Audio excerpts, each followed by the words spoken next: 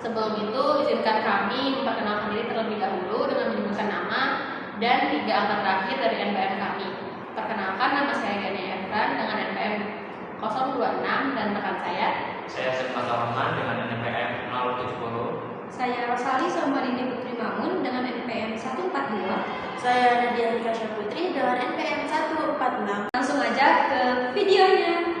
Nah, sekarang kita akan membahas peta konsep dengan materi proses berpikir, mulai dari definisinya, berpikir matematis, jenis-jenis berpikir, hingga berpikir induktif dan juga kerangkanya.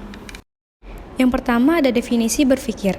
Berpikir adalah proses mental yang melibatkan aktivitas akal untuk memahami, menganalisis, dan memecahkan masalah guna mencapai kesimpulan atau keputusan yang logis.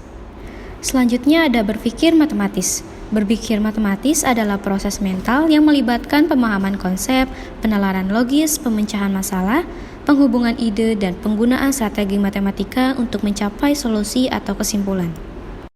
Nah, selanjutnya adalah jenis-jenis dari berpikir matematis. Yang pertama adalah pemahaman konsep, yaitu memahami makna dan hubungan konsep matematis. Yang kedua, pemecahan masalah, yaitu menyelesaikan masalah dengan berbagai strategi yang ada. Yang ketiga adalah penalaran dan pembuktian, di mana menggunakan logika untuk menyimpulkan dan membuktikan sesuatu. Komunikasi adalah menyampaikan ide matematis secara jelas dan koneksi menghubungkan konsep dalam ataupun luar matematika. Dan yang terakhir adalah representasi, yaitu menggunakan berbagai bentuk untuk menyajikan konsep seperti halnya simbol, grafik, dan juga diagram. Selanjutnya ada berpikir induktif. Berpikir induktif adalah proses berpikir yang berangkat dari hal-hal khusus menuju kesimpulan umum berdasarkan pola atau keteraturan yang diamati. Selanjutnya yaitu kerangka berpikir induktif. Yang pertama, pengumpulan fakta-fakta khusus. Pengumpulan ini dapat dilakukan menggunakan metode observasi, yaitu pengamatan langsung ataupun eksperimen. Yang kedua yaitu perumusan hipotesis, yaitu menyusun dugaan sementara berdasarkan fakta yang dikumpulkan. Yang ketiga verifikasi, yaitu membandingkan hipotesis dengan fakta-fakta lain atau membuktikan melalui pengamatan lanjutan. Yang keempat yaitu perumusan teori atau hukum ilmiah. Jika hipotesis terbukti benar setelah diverifikasi, akan dirumuskan menjadi teori atau hukum ilmiah.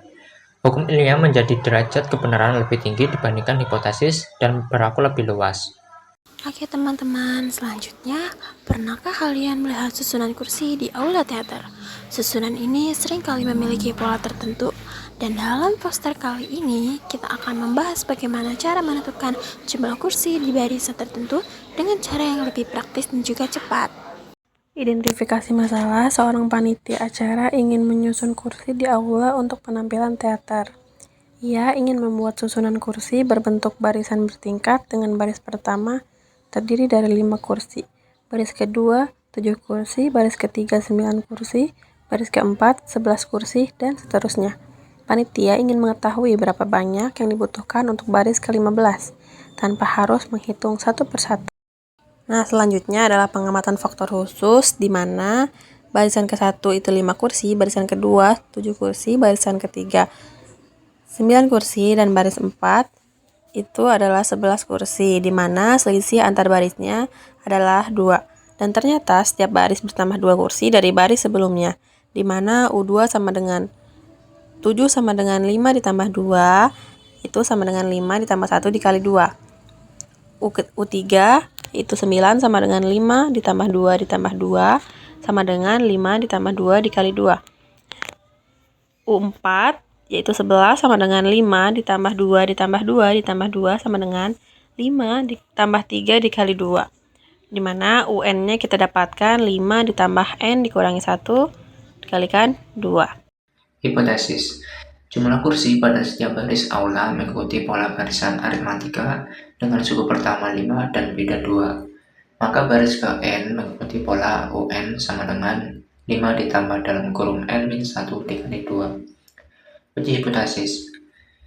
Ganti setiap N mengikuti pola barisan yang sedang diuji. Baris pertama, ganti N sama dengan 1 sehingga menghasilkan 5. Dengan cara yang sama, ulangi untuk setiap barisnya.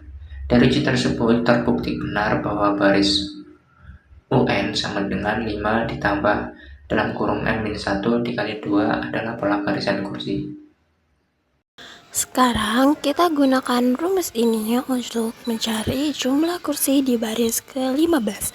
Karena yang dicari itu baris ke-15, maka U15 sama dengan 5 ditambah dalam kurung 15 dikurang 1 dikali 2. Yang menghasilkan U15 sama dengan 5 ditambah 14 dikali 2. Maka hasilnya U15 sama dengan 5 ditambah 28 sama dengan 33. Jadi jumlah kursi pada baris ke-15 adalah 33 kursi. Jadi kesimpulannya adalah melalui proses berpikir induktif, panitia menemukan pola dari barisan kursi. Pola ini dirumuskan dengan UN sama dengan 5 ditambah N dikurangi 1 dikali 2, di mana UN adalah jumlah kursi pada baris ke N. Selain itu, panitia juga mengetahui jumlah kursi pada baris ke-15 sebanyak 33 kursi dengan cara yang praktis. Itulah cara menentukan jumlah kursi dalam susunan barisan di aula teater. Jika kalian suka video ini, jangan lupa like, komen, dan subscribe ya.